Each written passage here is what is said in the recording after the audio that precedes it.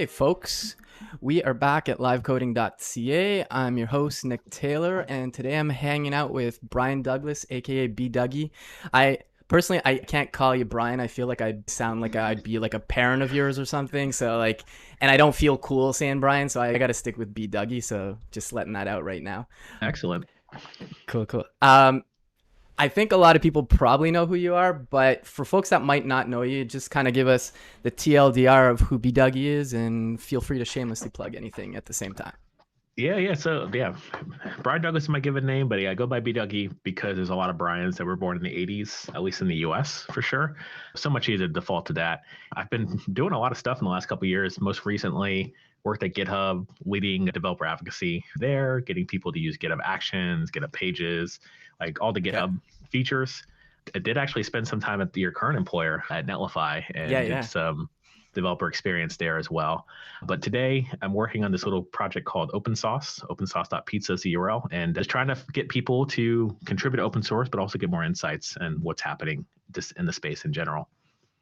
Cool, cool, cool. Yeah, you've been working a lot in the open source space. We'll definitely get to open source in a bit. The project itself is trying to help with part of an issue that I think you've noticed in open source, and I've noticed this too. I remember when I first started out in open source, I was 100% intimidated, and I'd already been doing development for quite a while at this point. But like, I was not proficient in Git. I was working in Microsoft technologies at the time, so my previous source control experience was Visual Source Safe, which is garbage, Subversion, which is pretty decent, and then Team Foundation Server, which I think Microsoft might still be using, but I know a lot of their projects are on Git now. So like, honestly, Yeah. just the whole Git aspect alone was already intimidating for me. And then, the usual putting yourself out there, it's like the first time I was kind of publicly putting code that I'd be sharing with, like, the air quotes, the world. Yeah. So kind of all that together made it pretty intimidating for me. Is that kind of how you felt when you contributed, or what you've seen with folks? Yeah, it's a common, like, the imposter syndrome. I was just chatting with Anthony Mays, who does a lot of good work down there in Compton, teaching Okay. underrepresented folks how to interview, get jobs at Google. We had this conversation about imposter syndrome, and sometimes you have to lean into it, and you have to, like, Mm-hmm. you got to program scared. My Yeah. introduction to open source was, one, yes, I use open source technology, SourceForge back in the day, to copy and paste to Oh yeah, run like random SourceForge. Yeah, yeah. servers. My first contribution happened was by accident. I actually was trying Okay. to build a server to auto invite people to Slack, because Okay. back in the day, Slack, you couldn't, it was all Teams based. So you had to, like, have someone's email to then invite them Okay. Yeah, yeah. to Slack. I mean, great technology. It just, like, was a little, it was limiting, especially what people try to use Slack for, which is broader communities. Use Discord. Yeah. Discord's a better place for this today. So I had a node server that was running that people would submit on a type form, their Okay. email. They go to the type form, be like, why do you want to join the group? Submit their email, and then we would auto invite them at the end of the type form Okay. to the Slack. And to run that, Okay. I had to run a node server in the background, and it had this open source package, which is called Slack Inviter. And some guy had created it for, I think it was actually for, it was built on top of Socket.io, and it was built as like Okay. a prototype for the Socket.io community as like an example. So it was like a one and done. Someone wrote a bunch of just, like, maybe 10 lines of node code, and, like, this left it Okay. on GitHub, and I found it. And I was like, oh, this solves my Okay. problem. But Yeah. the challenge back in 2015, 2014, no, this is 2013. There Yeah. was like a split in the Node.js community where there was like Oh IOJS, yeah. and then it Yeah, had yeah. I remember Node.js. that. Kind of very similar to what's happening with, like, Deno. Not a very similar split, but people just had different direction of where Node.js was going. So long story short, I reached out. I was like, hey, I don't know how to use this because I don't know what IOJS is. I don't know how to run Node on the server. I was more of a Yeah. jQuery person, and went on their GitHub profile on the package that was on GitHub, went on their profiles, found their email, emailed them, and was like, hey, I don't know what to do. And they Yeah. responded back to me, and I got unblocked. And that was, like, sort of an eye-opening experience where these people who are writing all this code on the internet were leveraging, like, almost every company leverages open source. You could reach out to Yeah. them directly. And it just unlocked a whole level of my career that I didn't know was possible. Yeah, for sure. I 100% agree with that. There's a couple of things that kind of supercharge my career, I made a shift to, I was always a big fan of JavaScript. So I made a conscious effort in 2016 to focus on front end. But I mean, that still means you're doing Node and stuff too. And open source was huge for me too, you know. Yeah, I started off shaky. I'll drop a link to my first PR for folks if they want to laugh at me a bit. It might be obvious, but like you were saying, stuff runs on open source. Like the entire front end tool chain for building anything is pretty much, I would say it's entirely open source. I can't think of anything proprietary in there. Like you think of Babel, even TypeScript, Rust is open source. Well, it's a language, but I mean, like all that code's available to you. You know, there's, and like pretty much, I mean, all the front end frameworks are open source, and it's like, I don't know, it's just like you literally have access to all the code. I remember when talking to folks sometimes, you know, it's like if you run into a bug, like people sometimes just go like, oh, that's node modules, but it's like you can actually go in node modules. You can debug that. You can look at the code. You could tweak it if you wanted to, like add a console log or something. I had an issue with Webpack at one point because I always seem to be the person that gets to do the Webpack configuration on every place I work at. I was like, okay, something's messed up. And I stepped through the code in the node module and I figured out the issue was something in the config I had set incorrectly. But just after reading the documentation, I was still confused. So like by being able to just go into that code, I was able to fix my problem. So I think that's pretty powerful because at least for front end code, you know, like all Node or JavaScript, it's textual. It's not like it's some binary format that you're trying to decompile. I love that about open source as well. I think like you're saying too, just people reaching out to you, you know, like you asked for help and they responded, you know, like that's pretty huge, you know? And that's happened to me a few times as well. When I worked at Dev2, which I wouldn't have gotten that job had I not been contributing it to open source, which is another thing. But we used Preact over there, and I just tweeted out something like I wasn't asking for help. I just said, "Hey, I was just saying, oh, I'm stuck on this thing," and I dropped a link to like my PR. And Jason Miller, who's the creator of Preact, he actually responded in my PRs like, "Oh, try this, try that," you know, and I mean, since then we follow each other, you know, good old Canadian connection, I guess. But I was just like, that's pretty awesome. Like he was super busy at Google. He's building Preact and he took time out of his day just to say like, hey, you know, try this, you know, and I found that super powerful. What's wild about, because I remember when Preact first came out and like I reached out to Jason about like some Netlify stuff. And Yeah.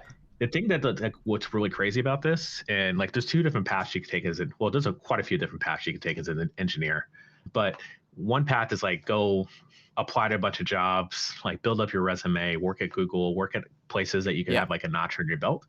There's like another path that a lot of people just don't go down, which is imagine if like you wanted to join the NBA and before joining the NBA, like the summer before, or maybe before draft day, it's like, hey, LeBron's doing pickup games at the basketball court down the street. You have a chance to go play pickup games with LeBron. Like, are you going to do it? Of course you're going to do it. For sure. But with like open source, people, it's the same thing. Like Jason Miller has an open source project. He has multiple ones. He has tons of stuff, a lot of micro frameworks, a lot of small libraries that just need some extra touching and cleanup. And you can literally go spar with Jason, open up a PR and get him to review your code. And now you're getting from a Google engineer, you're getting code reviewed by Google engineer. If it gets merged, that's a notch on your belt that you can go put on your cover letter or your resume. But it's like a path taken less often. And it's definitely a privileged path because like a lot of open source happens on weekends and at nights. But like the past 4 years, the past 6 years, all my open source has been done during the day. And I've made a point to like carve out that time at work, which I know is another privileged place to be in. I've been at jobs that allow this, but like if you're choosing to go interview for Google or Meta or Facebook, like you could also choose to say, you know what, Friday afternoons, I'm doing open source. Everything else is done. Let me do open source. Cause like you could have that opportunity to like go do the PRs at places that you can gain that skill. And like there's a whole, like knowing where to start is always the challenge, which is why I'm building things like open source to make it easier to find that introduction. What I'm doing so far, what's out there in open source is like just the first step. It's like the beachhead. We want to do so much more to make it easier to make contributions to open source and make it easier for companies to get involved in open source and hire from open source.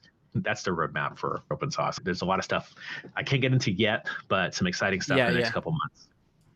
Okay, that's cool. Yeah, I was gonna kind of ask what the scope of open source is, because like I was telling you before the stream briefly, I've been mainly a lurker in the Discord. I've been meaning to contribute, but I have been busy. I just like what you're doing with the project. I like when I worked at Dev2 and even at Netlify now, I really like interacting with the developer community, and I'm working on open source now too. It's just this great space to just help people and contribute to what I think sounds like a pretty meaningful project. I can switch us over to pairing view and I can just give everybody a sneak peek of open source here.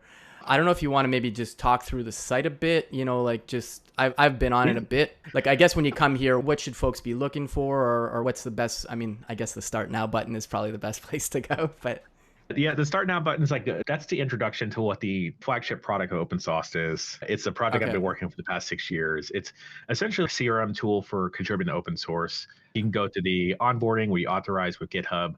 And what we do in the background is we actually generate a repo for you on GitHub. We've been doing all the work on our new product, and we're going to actually go back and polish this product so it all makes sense. But for now, this is what I built for the past 6 years. Okay. What this is doing in the background, it's connecting to your GitHub. We're only asking to create one repo, and this repo is going to be your database, and the database for you to track repositories to contribute to. And that's always been the goal for open source, is find projects. We'll give you notifications on if you want to contribute to Next.js, which is going to be a heavy lift in a smaller project, but if some people want to start there. And then from there, you could essentially connect to Next.js, look at good first issues, filter down. And that's the plan there. We do have a whole nother project. You don't have to finish this onboarding. But if you go to explore projects, we have this project called Hot Open Sauce.pizza. Okay. This is like the discovery engine for, I don't know where to start. It became like a little side project while I was building open source. And the side project being, I just want to recommend projects for people to go work on. And that's what we're doing here. And we're embedding this into the place that you were just in.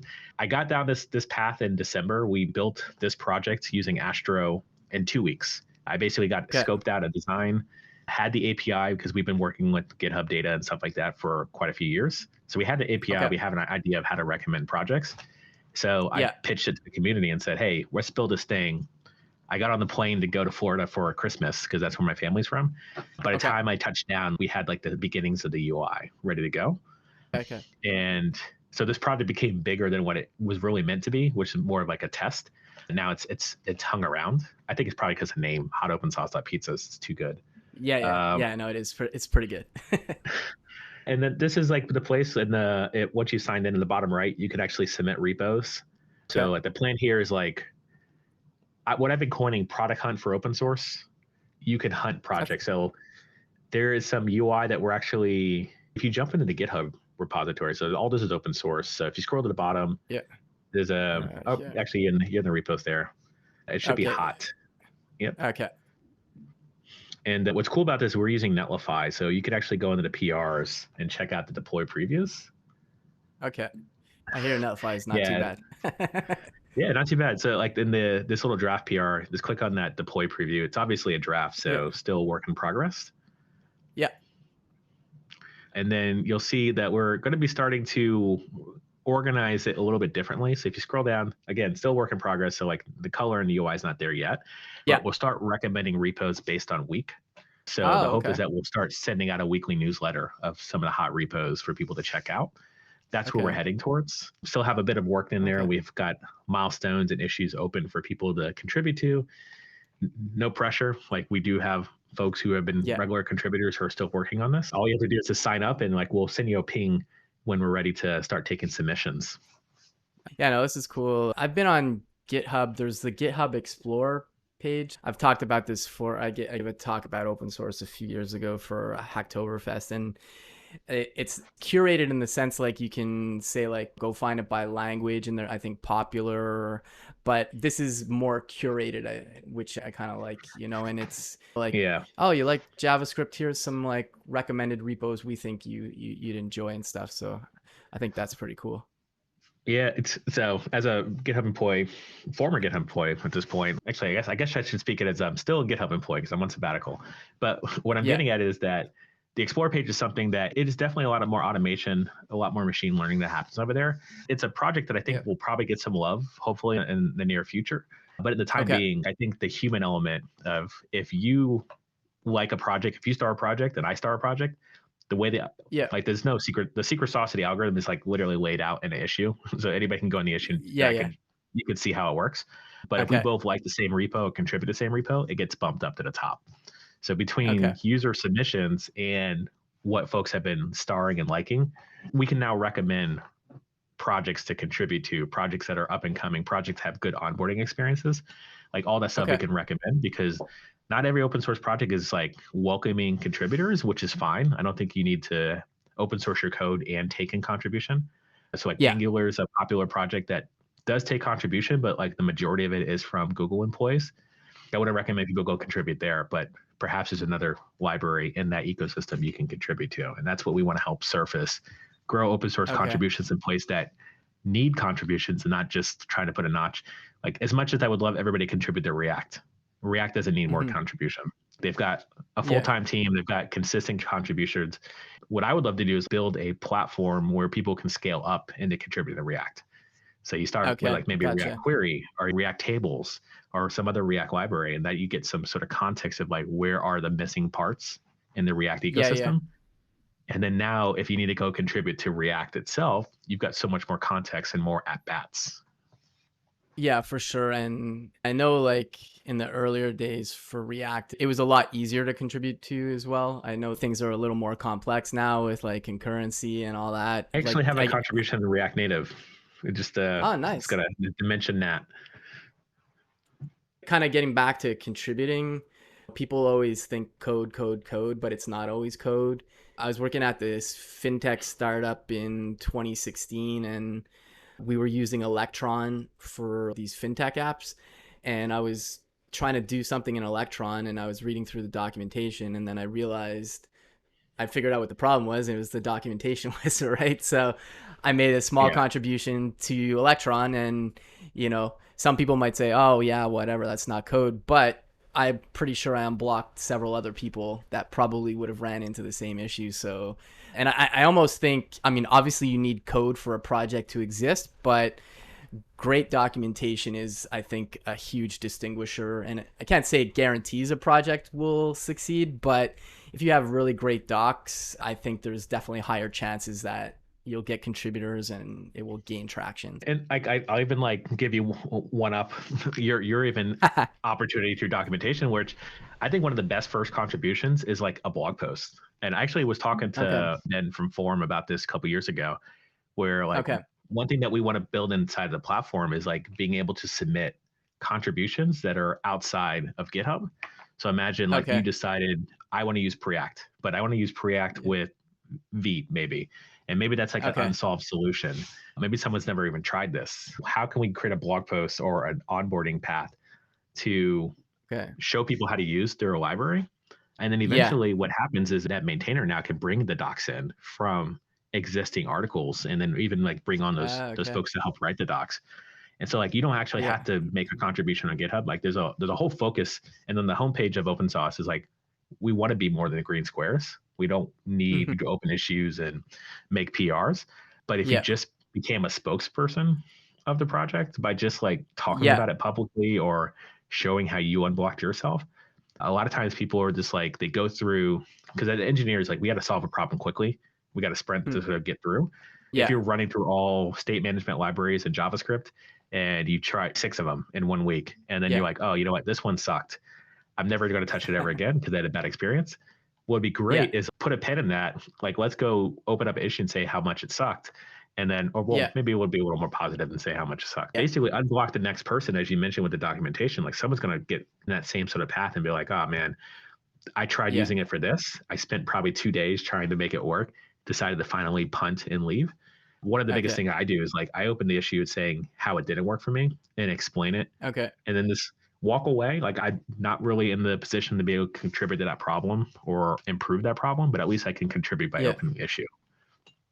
Yeah, no, for sure, for sure. I'm just dropping a blog post I wrote a while ago about another project where the documentation needed fixing. And same thing, because I was going through the thing over and over, and then like after 30 minutes I figured out what the issue was. Like TLDR, they had published this npm package, and then at some point they changed the package to a scoped package, so like the at Yeah. whatever, and the Yeah. documentation hadn't been updated. So like I didn't clue in until I finally, I don't know, something triggered that I go, oh yeah, that's called that now, so that's why. Yeah. And Yeah, it's something that's like obvious to the person who wrote the code. It's like, oh yeah, look, if you went yeah, to NPM, you'd exactly. figure this out. But there's so many other folks who probably got to that point and were just like, I don't get why this is working. Let me go to the next Yeah. package. Yeah, no, for sure.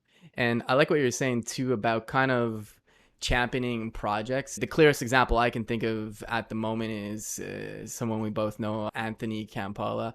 I can't remember how he started contributing to Redwood. I think he was just doing a demos of it, or he was writing article. I can't remember what he was doing, but he's on the core team now, and he's just been like, he's a big fan of it, and he's been championing it. And you know, he initially wasn't actually contributing to the project, so it's like you were Yeah. saying, just getting back to your other point, His kind of cool contribution too. was legitimately talking about a project that was the maintainers were too busy working on the code to even come up for air to write blog posts and tweet and Yeah, talk about it. And then he filled in a need. And now he has some of the heaviest hitters in the industry supporting his career and promoting yeah, him in spaces that they couldn't. Literally, the guy who created Redwood originally was the guy who co-founded GitHub. yeah, And exactly. Yeah, when I talk about like being able to pick up games with LeBron, like that's the level of access and privilege you can get with open source. But the challenge is yeah. like not everybody's like up to speed to go toe to toe with LeBron. So like Mm-hmm. take a step lower, go like do pick up games at your local college. Like Yeah, hopefully the analogy is not lost anybody who doesn't follow basketball. But what I'm getting at is like there's so much opportunity and a lot of it is like free mentorship. So like in open yeah, source, we had poked it at the repo, but like we just merged in two PRs before this call. What we have is a lot of automation and actually MT Foley, who you paired with previously, big yeah, contributor in open source. He yeah. helped build an idea I had, which is like every time Okay. Hacktoberfest comes up, I want to be able to have compliance on PRs that I get open. So if someone opens Mm-hmm. up a PR with no issue attached, I want to basically like gently nudge them and say, hey, thanks for the PR, but this one's out of scope. Could you Yeah, open an issue? And then we could discuss if we need this and if this is even the right direction. Because a lot of times people contribute and they introduce like new libraries or new dark patterns into the app, and then they disappear. And like I can't find them. I can't even get them yeah, on Twitter or anything. So my whole thing is like if you haven't read the contributing guide, if you haven't really shown up in our Discord, if we don't know who you yeah, are, chances are we can't really merge this thing because like there's no context for this work. So thanks but no mm-hmm. thanks. But I wanted to be nice about it. So rather than just close it being Yeah, yeah, please get out of here. Instead it's like, yeah, yeah, hey, the GitHub action that runs compliance on all PRs said that you didn't do a thing. Did you want to address that? If it sits for like a couple of weeks, we'll just go ahead and close it silently. If they yeah. address it, they're like, oh, cool. Join the fold. Join our community.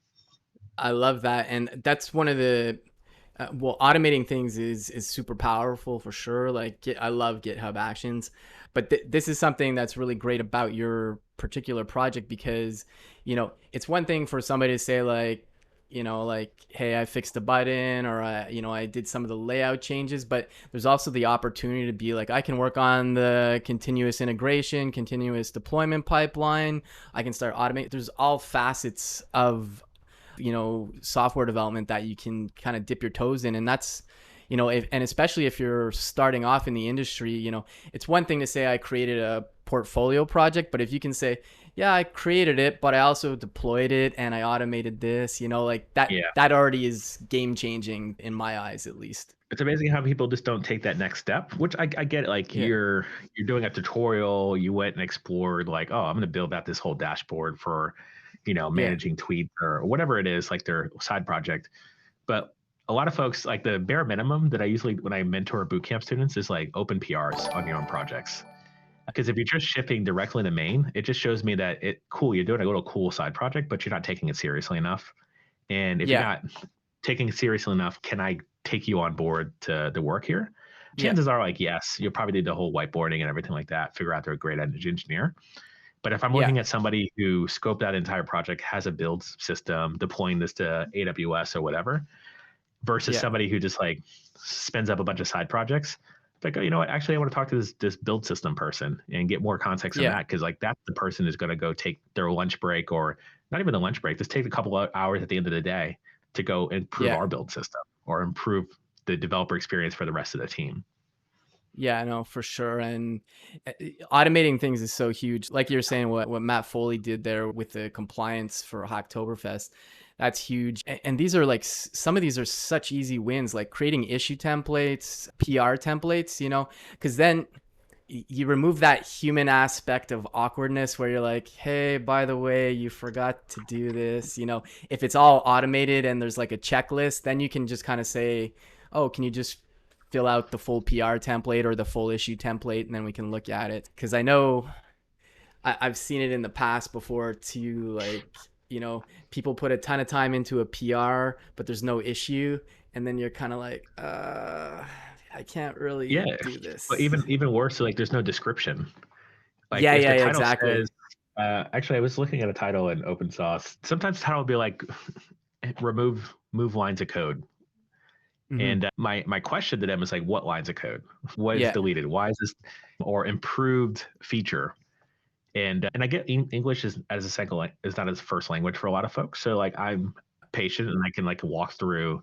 Okay, hey, I added your title for you. Just wanted to let you know this one's a little more descriptive in the future. Just yeah, consider describing what you did in more detail, or leverage the description box to provide more context.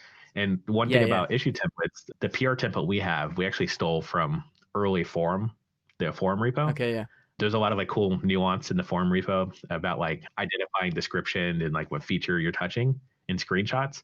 So that template yeah. actually I stole from that project a long time ago. Uh, It's molded into what I'll we get. have today, No, but that's open source cool. for the win. And yeah, no, for sure. And speaking of the forum template, so for if people don't know what that is, if you've ever been to dev.to, it's running off of open source software called Forum. My old coworker from there, Vaidehi Joshi, she's over at Vimeo now, I think, but she made what I thought was a really amazing contribution to the PR template. So we'd have the usual stuff like here's a description, what's this fixing, whatever, closes this issue. And then we had a section like, tests, and you'd just say like NA, or just you would merge it. And then Yeah. just small changes to wording made people pause when they were going to go merge or put up a PR without tests. So like there was 3 checkboxes. There was yes, which was pretty self-explanatory. There was because a lot of people contribute to the project outside of the core team. There was I need help, which was a great addition because I don't know how to do these tests maybe. And then Yeah. I love the no one, because the no, it said no and this is why, and you had to put a reason why you weren't writing tests. So like if it was just like, yeah, I just want to merge this, and then you, at least for me, whenever I got to that question, I was like, yeah, you know what, I'm gonna put some tests in. you know Yeah. it Yeah. And that's the part we did steal that part too as well. We had the same 3 Okay, okay. checkboxes. They're really great. So I know Vaidehi doesn't listen to Twitch, but anyways, shout out to We'll have to Vaidehi. clip it. Yeah, yeah, exactly. Getting back to open source, you're building out a team right now. I'm assuming there's some kind of core team right now which you're leading. I can make some guesses to some of the folks that are probably on the core team just because I see them in the Discord pretty active, like Ted and maybe Matt too. But like how big's the team right now, Yeah, so roughly? the open source, we've got an open source side and we've got like a commercial side. We're Mm-hmm. working on a commercial product at the moment. So currently, Chad Stewart, who's been helping out, he runs Tech is Okay. Hiring on Twitter. He came Yeah. on board and helped us out pretty early, part time, and this recently is Yeah. coming on full time. Ted is also going to be helping us out full time, hopefully soon. We're still sort of figuring out this sort of bandwidth and skill there. He's been helping out a ton in like the things like the API and also the developer experience. So all our Yeah. automation for release build, like release deploys and stuff like that, that's all mostly Ted. Actually, probably at this point it's all Ted because all my stuff has been removed by his work. And then we do have a designer as well Okay. who's working on helping out with the commercial product. So Eric's been in the hot open source repo. Folks have seen him. He's just mainly working in Figma. And then you mentioned Matt. He took a full-time job in January, so he's been mostly doing Okay. that. So he hasn't done as much contribution, which is totally fine. Yeah. But he is on part of our commit squad. So we have like Okay. a level in the open source side. We have a level of involvement. So obviously Discord, you can Okay. jump in, say hello. We have a triage team, and these are folks who can review PRs and open issues, close issues, label stuff. We have a handful of folks from the All in Open Source program who are helping us this summer as part of the triage Okay. team. So Yeah. shout out to both Chris's and Joseph. And then we have a few other triage team members as well. And the evolution is like, as part of triage, we can evolve you into starting to write some code. Because I think with Okay. open source, it's a little daunting when you first need to, like, you want to make a contribution, but you're like, I don't know how to write code in this project. So instead of Yeah. trying to write code, why not watch people write code, review their code, and then get the Yeah. comfort up to like, oh, I've seen this problem multiple times. I've reviewed this problem multiple times. Maybe next time I go jump in and write the code. I was trying to switching screens there because I'm trying to find the Discord. I thought there was a link on the Twitter, but I'm gonna ask Ted in the chat if he can drop it. It's in the footer of all the sites. Cool. So there, drop that. Folks want to join that Discord. I mean, totally 100% okay being a lurker first if you want to be. I think I've been lurking Yeah, there sure. forever. We have the cool GitHub projects, which is sort of the precursor to hot open sauce.pizza, where we just share projects that are cool on GitHub or are trending. And then we also have like, you could share your content. So I know you've shared some of your streams, the links there. Yeah. And to encourage for folks to just do, like, share your blog posts and stuff like that. Celebrate the stuff that you've been winning on. Because like what we want to do is just encourage everyone who wants to be involved in open source broadly, just to come in and hang out. No pressure on trying to contribute or anything like that. We do have a separate contributor channel to talk about contributing in the project, but all the other channels are just hanging out, and sometimes we do discussion. Actually, we'll do it this Friday, but every Friday before I go live on stream, we do a Discord chat and talk about open source and hang out. Nice. I gotta get on some of those. I definitely want to contribute to the project at some point. I just been I only started working at Netlify April 4th, so I've been kind of a little busy, but it's definitely on my to-do list to get something in there. Yeah, no pressure. But we're trying to do a better job now that I'm working on this full time, is scope the work. So that way things are approachable for anybody to just jump in and jump out. Okay. And I know we talked about this briefly before, and I don't know how much you want to go into it right now, because we're talking about people getting into open source. You have a lot of really great first issues, I think you were mentioning. We could comb through those. I would love to promote those if anybody wants to jump on them. They're kind of like they're basically like hot pizza slices. Like, they do go pretty fast. So I did open up in preparation for this chat, open up some good first issues for folks to take a look at. I'm going to drop a link to the good first issues just in the chat there. I appreciate that.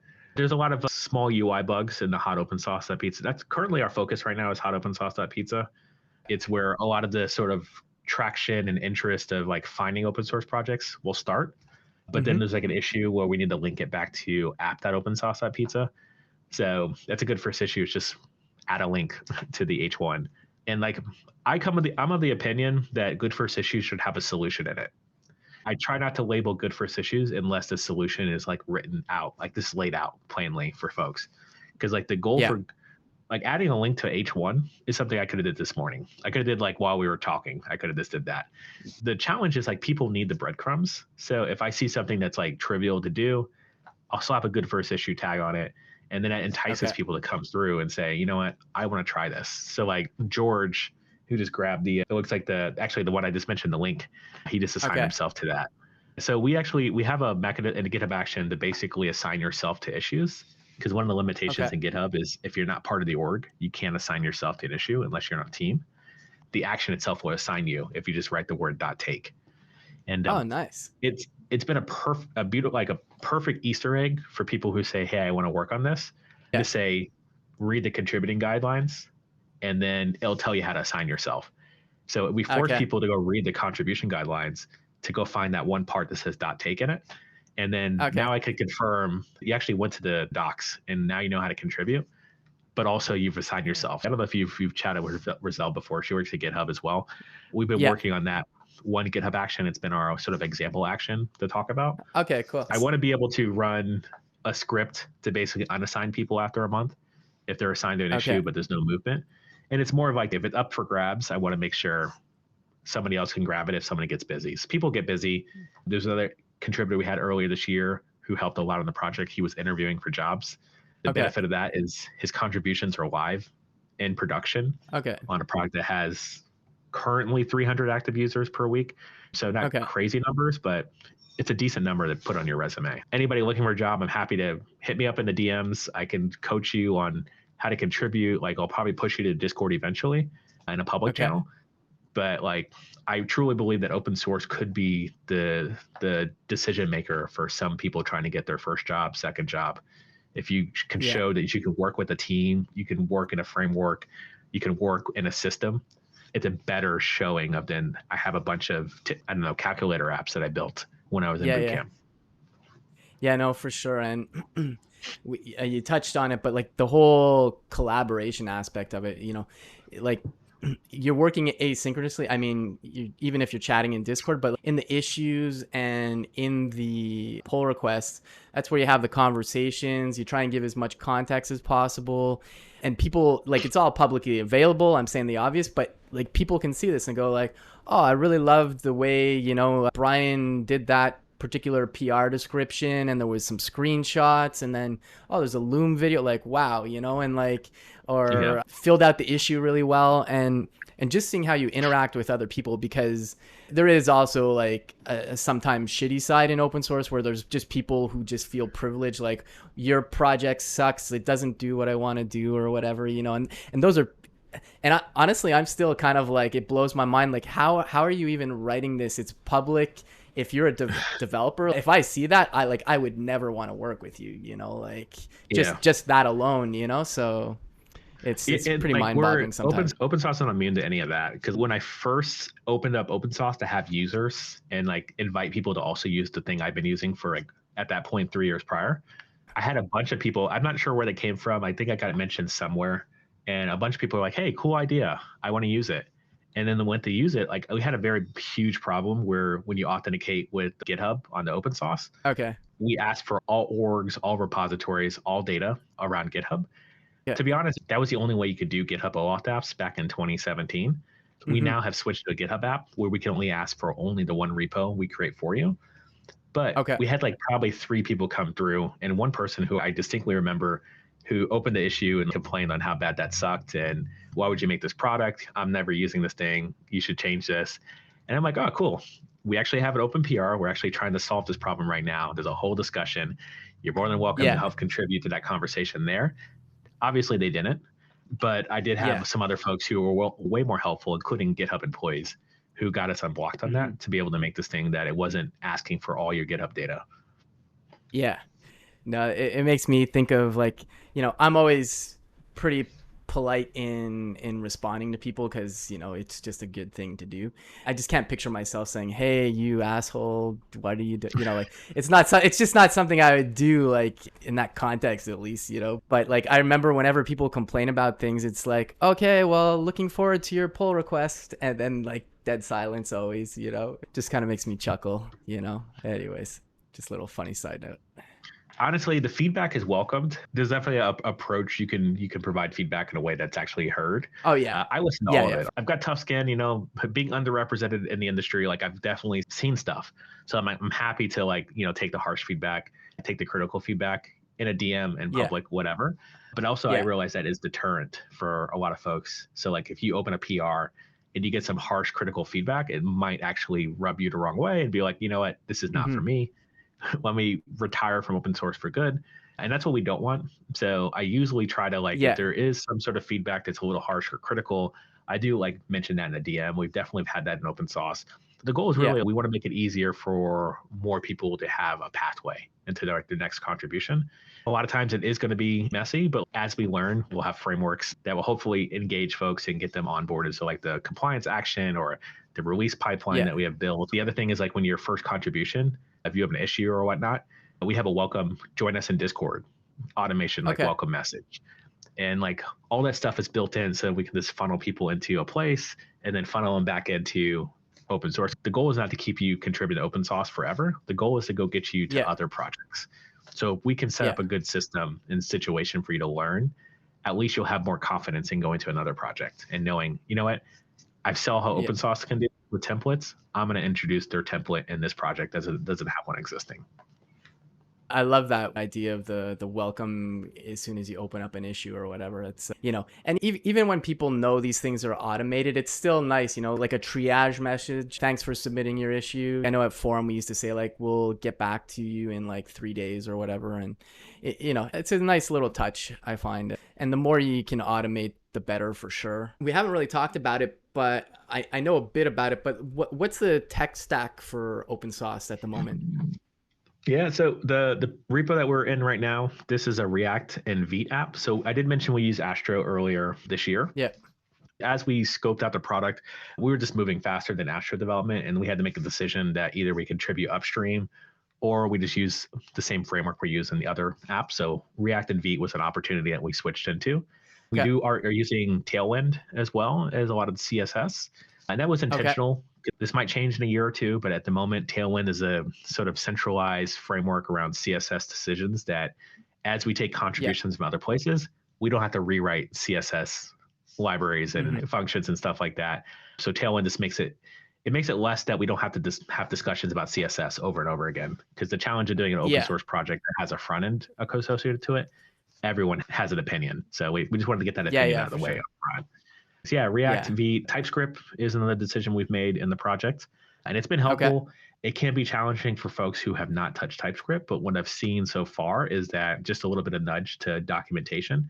People are actually leveraging this to learn TypeScript as well, which has been fun to see as well. I'm a big fan of TypeScript. I've been doing it for a while now. The things it gives you out of the box are great. Like, especially if like you start building out a team, if you have stuff in place, it just makes it a lot easier to discover things. And like, I assume most of the people that are working on the project are probably in VS Code, so that's got TypeScript baked in. So, which always kind of makes me chuckle, because anytime somebody tells me they don't like TypeScript, I'm like, well, actually, all that IntelliSense and refactoring you got in VS Code, that's TypeScript. It's interesting how VS Code has a handle on the developer market. It's fascinating, and I'm all for it because I've also jumped into TypeScript as well, and also jumped into VS Code in the last couple of years.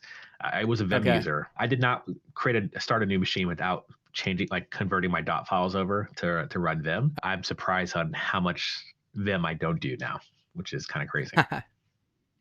Yeah, I never really got into Vim. I mean, I know the basics, even though people always joke about exiting. It's really not that complicated, but I know the basics, like moving around up and down, deleting a line and stuff. But I know there's like, I worked with people that are like super proficient in it, and they're more productive that way. Maybe one day I'll pick it up if I need to. For now, I've been pretty happy with like my shortcuts in VS Code, and I mean that's pretty much what I'm in most of the time. Yeah, Vim is my go-to for merge conflicts. I'm a lot faster in deleting lines and changing things and doing some hot swapping and stuff like that. So I haven't quite got there in VS Code as of yet. So yeah, so you got those good first issues going on. You've got the Discord going on. The other thing that I wanted to mention, because like I've been a fan of this, because you've got a YouTube channel. You've been interviewing people in the space, and I think there's only 3 episodes that dropped so far. We've got 5 at this point. Oh, 5. I must have missed 1 or 2. First off, it's just like you definitely have a really good setup. So the production quality, it's really great. But it's the interviews I saw were with Fred Schott from Astro. You had what's his name from Fig, CTO. Yeah. And the last one was with the Read Me So. Her name's escaping me. Catherine. Oh yeah, Catherine, who's working at GitHub now. And I definitely encourage folks to check out the channel. I mean, one, because just subscribe, but the interviews are really great, and I'm assuming they're all going to revolve around open source, the interviews. Coming from DevRel, there's a plan. It all makes sense. We want to first have conversations about open source and getting insights from open source and how to maintain projects. We've sort of taken a scale back on trying to onboard people into open source, because the challenge is if you don't have any place to put people, then you're just bringing people to open source with just a bunch of chaos. So we've been partnering with the companies that represent some of these interviews as well, to showcase our new product. And a new product that we're going to hopefully ship in the next couple months. It's an insights platform where you can get insights on all open source projects. So this will eventually embed itself into our existing products. But what we want to do is like be able to say, okay, if I go into Next.js, who's contributing? Are these Next.js, are these Vercel employees? Are these outside contributors? How do I know if I even stand a chance? And then if that's the case, how do we recommend other places for folks to go contribute to? And by having Okay. insights on where contributions are happening, we can make those recommendations through currently just sort of manual labor and data mining, but eventually Okay. machine learning will make recommendations. And then now when you go to a company like a Vercel, or if you go to a Netlify, you can now say, how good are we doing in open source? Are we actually Hmm. driving engagement? Or let's say you're a staff engineer there, you're like, hey, we should actually hire more people to work alongside of me. Where do we go? Let's go to the open source repos. One of our Okay. authentication libraries that we're leveraging is GoTrue, which has been maintained by Netlify for years. Like if someone Okay. wants Yeah. to come join Netlify to work on that, the first place you're going to go is like go to GoTrue, find out who's been contributing, who's been consistent. There's so much we're going to be doing just around that one that one idea, but we have a whole roadmap that Okay. I'm looking forward to sharing, hopefully in the next like month or so.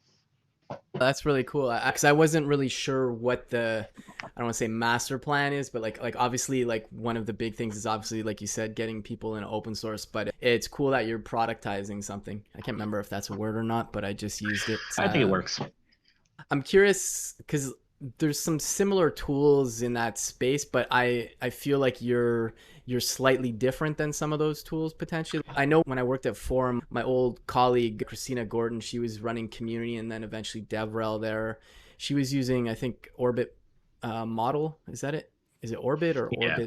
Orbit.love or whatever? Over that love, yeah. Uh, so is Yeah. it similar? Like what? And I'm not saying this to throw anybody under the bus. I'm just genuinely curious. No, it's a good question. I think Orbit has a great product. So, like, if you manage a DevRel team or a community, definitely take a look at Orbit because you can now understand who's tweeting. Orbit has like the Orbit model is like basically circles on like how close people are to like your Okay. core influencer group, your core, basically your core MVP of users. Okay. So Orbit does have a GitHub integration, and Orbit's GitHub Yeah. integration does focus on things like stars and comments and et cetera. I Yeah. don't know if it's been announced, but it's been in beta for discussions as well, which is a great Okay. product.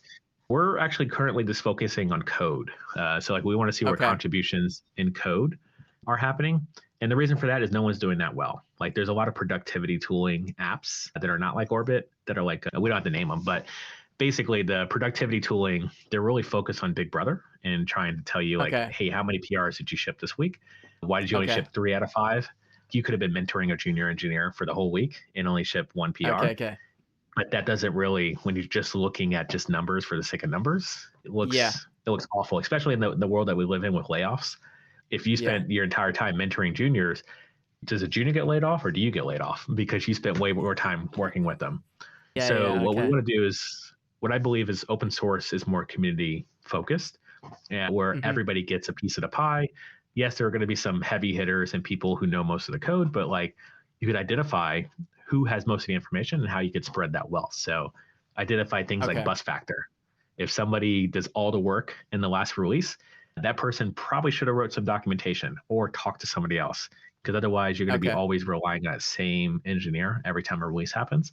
And so Yeah. if that time over time, release after release, we're going to be able to identify those different points of failure, which is the opposite of Okay. what most of these tools work. If this person's doing all Okay. 10 PRs every week, that's encouraged in these other tools. So we want to do the Yeah. opposite, encourage spreading the I, wealth. okay. Yeah. Got you. You definitely don't want to silo knowledge. That's for sure. You know, like when whoever's been Yeah. doing the releases, there's always that horrible example of gets hit by a bus, but like yeah, Yeah. so okay, so that's interesting to know. So if anything, well, one, this tool can stand on its own, and if anything it might complement or I guess it depends what the metrics you're looking for too, like you were saying. That's super exciting though. And you're saying you're hoping to release that, what was it, in a couple months you said, or a month, Yeah, or in a couple weeks. So I've been actually reaching out some DMs. What we're calling is the Open Source Insiders Program. okay. Like, there's no public announcement or anything like that, but I'm just reaching out to friends to say, hey, we're going to have a product that's going to ship as an Yeah. alpha. Would love to get people to use it, give us feedback before we go like broader launch in September. Yeah. So if anybody's interested, hit me up with a DM. If you work in open source, if you have a project at your company, Yeah. just let me know and then I can get you eyes into it and then we can get some feedback. I feel like it's a very ambitious product and something that no Yeah. one's ever done yet. Like maybe GitHub's got close, but I think that based on my purview, I think we're going to change the way people look into open source moving forward. That's super cool. I'll definitely talk to some folks at work about it. And I know, like, I mean, because Netlify is a big fan of open source, and I can even think of like Ryan Carniato, who built Solid.js. I feel like that is probably a really good candidate too. I'm Be a going to touch perfect base with you. candidate to happen to take an intro. I could probably list a whole bunch of people that you work with that I'd be like, hey, intro, please. In terms of open sauce, is there other stuff in the community that stuff's going on, or it's pretty much like everything's going on in the Discord? You got the Yeah. YouTube for some of the interviews and stuff. We've also been Yeah. doing Twitter spaces, doing a ton. But yeah, Chad and I, Chad's the other engineer who's been helping out. We've been doing Twitter spaces. This is about scaling engineering teams. And then it's like this week we're going to have a Twitter space on mentorship. We haven't done a great job Okay. of promoting these up front. So if Yeah. you see Okay. me live, it's there. But currently on the YouTube channel, if you scroll to Yeah. youtube.com/open sauce and scroll to the bottom, you can see Yeah. our last conversation, which was a Twitter space. We talked about how Fang is ruining open source. We don't really have a title for these conversations, but yeah, if you scroll all the way to the bottom. I must be logged in as my work account because it says I'm not Uh, subscribed. I'm awkward. yeah, so that first one on the left, we had a Yeah. conversation around how it was an interesting conversation. It was based on a newsletter that Gurgly, he's like a former Uber manager. It's like, actually, I think you jumped in there. You might be on the recording. So shout out, your Oh YouTube yeah. famous. Yeah, exactly. Yeah. It's kind of funny because, like, speaking of community and stuff, like, I've known Chad for a few years actually. I met Okay. him through my virtual coffee. It's a big world, but it's a small world at the same time. Because, like, and that's another thing, like, speaking of just open source, I would never have met Chad if I hadn't joined a community. Like, he's in Jamaica, I'm in Montreal. Definitely the pandemic has accelerated a lot of stuff in terms of people just, you know, just wanting to meet other people too online. But I think that's one of the things that are huge. Like, when I worked at Dev too, and well, even at Nullify, there's people all over the planet that I work with. I think that's super cool, you know, and this goes out to the reach, like you were saying too, you know, it gives you that superpower too, where like you could work on some amazing project that if you're just in your own town, you would never be working on this, you know. I think that's another thing that's kind of big for me in terms of open source, and it really does open a lot of doors. And like, I say this as a white guy in tech, so I know I have a lot of privilege, so I definitely got to say that. But you know, if you can do it, like you said, because I know everybody's situation is different, but if you can contribute, it's like 100% game changer. And I didn't realize that Chad was actually working with open sauce. Now I've listened to some of the Twitter spaces, but I thought it was just both of you just kind of boosting the tech is hiring. So that's cool to know that he's actually part of the Yeah, project now too. that definitely still is the goal. Like, we definitely would boost that tech is hiring and what Chad's doing. We didn't really know what Yeah. this was going to be. So we actually did a couple of Yeah. them that we didn't record. Like, they just left Twitter spaces recently. But the idea Okay. is sort of like, we figured it out as we go along. Like, I've always wanted to do like live stream Twitter spaces to like YouTube and to other platforms.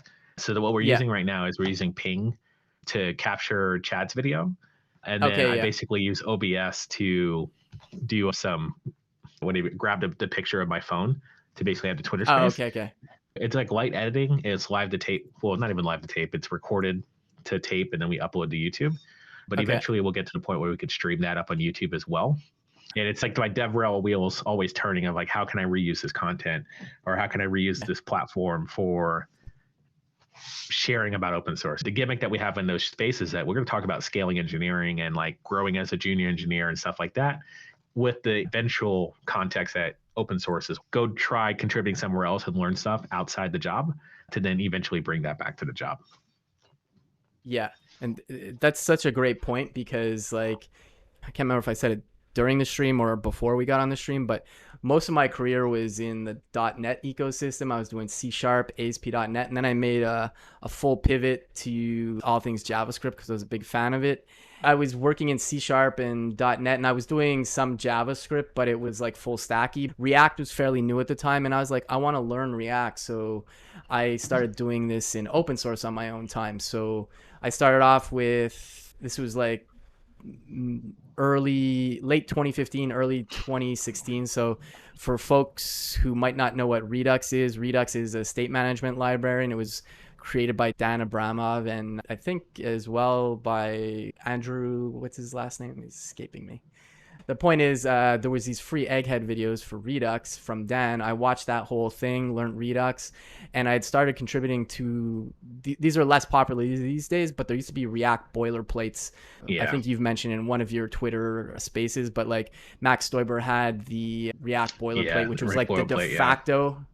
And I ended up contributing to another one. It was a Redux React one by Corey House. It was called React Slingshot, and that's how I started learning React. And eventually I became a maintainer as well because after I think I had like 13 PRs at that point. And one thing, if you do end up doing a project, is if you want to not burn out, is just ask people that are contributing or seem to at least enjoy your project. Just throw the bone out there and say, hey, would you want to become a maintainer? And it doesn't mean you got to be doing it 24/7, but there was like three of us at that point, and that helped the project scale, in terms of triaging issues and stuff too. And I learned React, and all those things led to me being able to get a job in React because I did it on my own time. But it was like real world projects, so that was huge.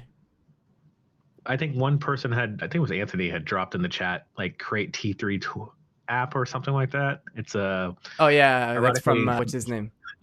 why am I blanking on his name? The Ping founder, It's, Theo.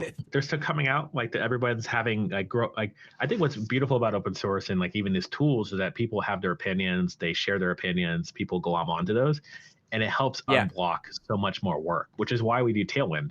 That's something yeah, that I still want to have a discussion about every single time we open a PR is like how to do CSS. yeah, To be yeah, quite for frank, sure. I was never a fan of Tailwind, but the popularity forced me into a position where I don't want to build my own CSS framework.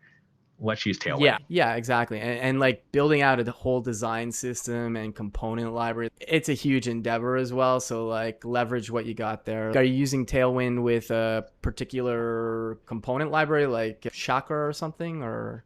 So we're currently building our own component library. We have leveraged, so in hot open source, we do have headless UI, which I think did Okay. come out of the Tailwind group. We also use Radix because it's Okay. Yeah. unstyled components on the web. But we haven't really, like, we're building everything, at least building the different like components themselves from the ground Yeah. up. Currently, our new design system is not really public yet because we're working on this one Okay. product, this Insights product, privately for now. But we're hopefully Okay. going to open everything up in the next couple months, and then everyone will have eyes Yeah. into the design system, the new product, and everything like that. So we're Yeah. getting there. It's just I've had like one of the probably since joining Netlify, I've had the ability to start new decisions in a new framework and with a new team. Because Yeah. I don't know if I mentioned I was employee number 3 at Netlify, so I was the first person to write JavaScript. Matt wrote JavaScript, but I was the first person Yeah. to do it full time. Okay. So converted the Angular app into a React app, so all the dashboard app.netlify.com. Initially, it was all me. We did bring Okay. on more Okay. people after that, but it's like a fun time to also be right now for open source because we intentionally we started with a new repo because I made a Okay. lot of decisions in the last 6 years that we don't have to bring along for the ride. So we're just starting from fresh and we'll introduce Yeah. all the new stuff as we make all the decisions around the framework and everything like that. Okay. Okay. Yeah. Yeah. And I was gonna say it's a good choice picking Radix. There's like Radix. I know when I was at Forum, we started using some components from Reach UI, which is from the folks that do Yeah. Remix Run. And just for folks in the crowd, it's a good idea to grab something like Radix or Reach UI because they have all the accessibility built in, or at least pretty much Yeah. the main things that you don't have to worry about. And that's huge because if you're building out components, this is not something you want to have to worry about all the time. I mean, you still got to, Yeah. there's still an accessibility testing aspect of things for sure, but it's nice having all that accessibility goodness baked into those things. So definitely a good choice. Yeah. I've definitely been in a place early React days, like 2015, and having no accessibility like inferred or anything in the components. And it's like one of those Yeah. things that everybody was just kind of like, whatever. And then there was a huge push for accessibility to Yeah. be first and foremost in like the stuff we're building, to not have to make those decisions or figure out like, if I hit tab on my dropdown, is that going to work? Like a lot of stuff Yeah. I Yeah. love this picking off the shelf for. And the beauty of that No. is I know with Radix, we chose it because it was so minimal. It was a light framework that we're not Mm-hmm. introducing a bunch of hefty stuff. I actually, one of my first coworkers, my first dev job, Yeah. he had rebuilt like, he called it X Select or something like that. Anyway, he built like this Okay. library And originally jQuery that did like every single front end library, he would rebuild it like in React and Angular Okay. to do drop downs, because drop Okay. downs were Okay. a real challenge for Yeah. front end devs. And the reason he did that because his mom was blind. So his mom was blind Oh, for like his okay. entire life, and he saw firsthand his mom try to use screen readers on the web, Hmm. and he would always test with the screen reader, like if you use the site. So it became Okay. like his Okay. mission to like when I worked with him, he was like 19 years old. He was running Okay. accessibility at Visa for Visa checkout, but like 21, because he Okay. just made it his thing. And it was all in the back of open source. He made it his thing to always make sure that drop downs were accessible. To your point too, what you were saying, working on accessibility now is popular, and that's a good thing. And like that's also just another space. Like if you're looking to get in the front end space, if you put some focus on that, that'll help you stand out too. Because building out things is one thing, but if you're making accessible stuff, and these are things that you'll be asked about in more senior roles for sure. But even in the starter roles, they won't grind you as much, but they'll definitely be asking about stuff like, are you using semantic markup? Why are you using a label? Stuff like that. And you're obviously making your application or your site available to more people too, which is a good thing. Even if you, for some reason, you hated accessibility, if you got an e-commerce site, it just means you're getting more customers, even if you don't like that. Yeah. So, Yeah, this is true. I think if you take anything away from this conversation, like getting into open source, it could be challenging and daunting, and even yeah, scaling your engineering career. But I think if you niche down, like you're always out of a boot camp, you're always given sort of the generalist approach, like yeah, learn everything, and then just be good at everything, so that when you interview, you can answer questions. But yeah, pretty yeah, quickly, if you want to get to a senior level, you got to niche down and like focus on accessibility or CSS or yeah, animations or whatever it is. Like niche down into something you can be an expert at, and then once you've been an expert at that, move to the next thing. So then move to the next thing, yeah, and eventually you start really gaining skills. And like going back to my original yeah, mention is like, and when contributing to open source, like bring in those yeah, skills or come without the skills and say, you know what, open source has like no animations when you click on this thing. Like it'd be great to tell that story. Let me introduce yeah, an animation on whatever, this random thing. And they'd be like, cool, you could be the animation guru within the project. The same way Matt was our actions yeah, guru for quite a bit of time, which is funny because I was the actions guru because I worked at yeah, GitHub yeah, and I could do all the actions, but then I was just like got to the point where I couldn't build another action because then that was more open source to contribute or to maintain. mm-hmm. And at the time, Matt was looking to break in the industry, get a dev job. Yeah, And I was like, hey, solve this problem for me. I'll promote this thing yeah. like crazy. And I was able to promote his action on stage at GitHub Universe. And then shortly after That's that, he was awesome. able to start interviewing at jobs. No, that's super cool. And this is a tangent, but I remember I've heard you talk about this before. I think you talked about it on the Shop Talk podcast with Rizal, but you've mentioned it elsewhere too. Like it's not so much to do with open source, but like you work in DevRel, in terms of people building in public or putting out content there, you saw there was a hole where like GitHub Actions was something new from GitHub. Nobody was really talking about it so much or writing content for it. And you just kind of grabbed that bull by the horns and you just were like GitHub Actions, everything. And basically you became the GitHub Actions person, at least from the Yeah. outside, I would say. So that's Yeah. just a Yeah. little side note for folks, like if you plan on doing any kind of content creation. um, cool.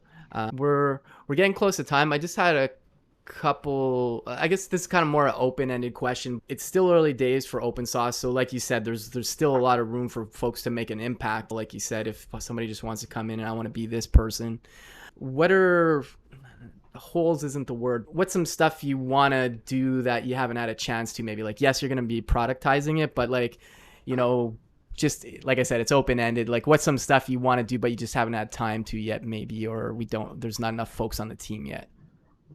Yeah. I mean, there's one thing that it was a discussion last year, maybe a year or 2 years ago. What I've always Okay. wanted to do is like make a streamlined approach to like opening discussions in the product. Okay. You know how like intercom, in the bottom right of most apps, you can like chat with a live person. I've always wanted Okay. to Yeah. Yeah. open source a tool to basically you chat on the site and be like, I don't know how to use this product. That question Yeah. goes into a discussion, that response, or a Discord channel That response ends Okay. up going into back to the UI, because once you type in Discord or a Okay. discussion, it goes back. That's something that I would love to solve that problem. It's really out of scope of what we're working on right now. But if anybody's Yeah. ever seen a solution like that or wants to like pair on that for like, a day, I just love to just have a chat about that problem.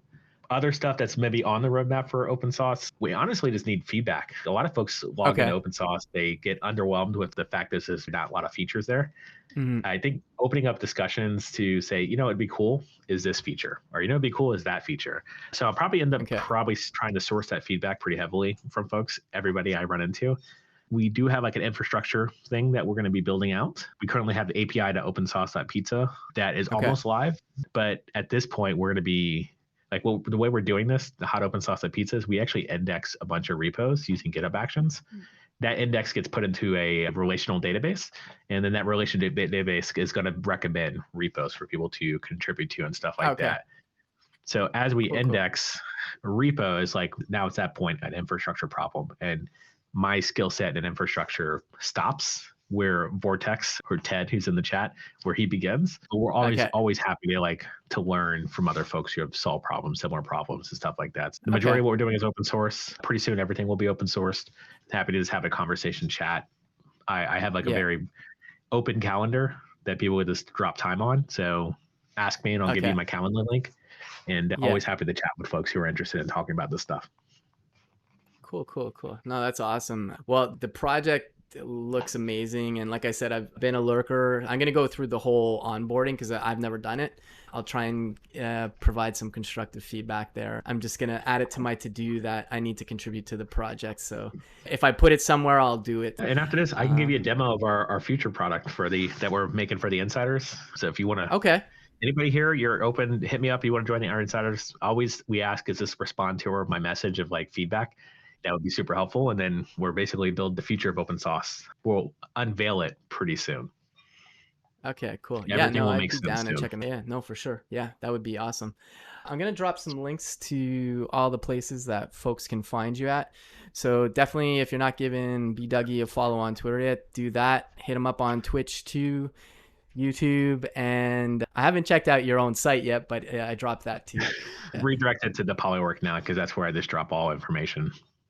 I still blog, but I've been dropping. I always post like whenever I do my streams, I do a highlight over there and stuff. It's a great way to just put all your work out there, I find. But anyways, that's a little tangent. Shout out to Polywork. I'm actually wearing their T-shirt at the moment.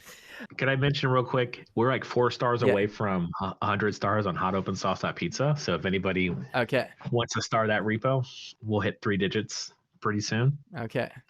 Cool, cool. I'm definitely down to see that insiders if you want, whether that's after this or another day. I'm game for whenever. Thanks again for hopping on. I know you got a lot going on, but the project looks super exciting. Good luck on the productization launch. Aside from that, next week, folks, I'm going to be hanging out with my coworker, Brittany Postma. She's going to be teaching me some Svelte. I haven't done any of that. And speaking of Rizal, I'm going to be hanging out with her in a couple weeks. And I think we're doing something with GitHub Actions, Copilot, and Twitter, some kind of mashup. I can't remember exactly what we're doing yet, but I'm pretty stoked for that too. Cool. All right. Well, we'll see you all next week, folks. And thanks again, B Dougie. Yeah, pleasure.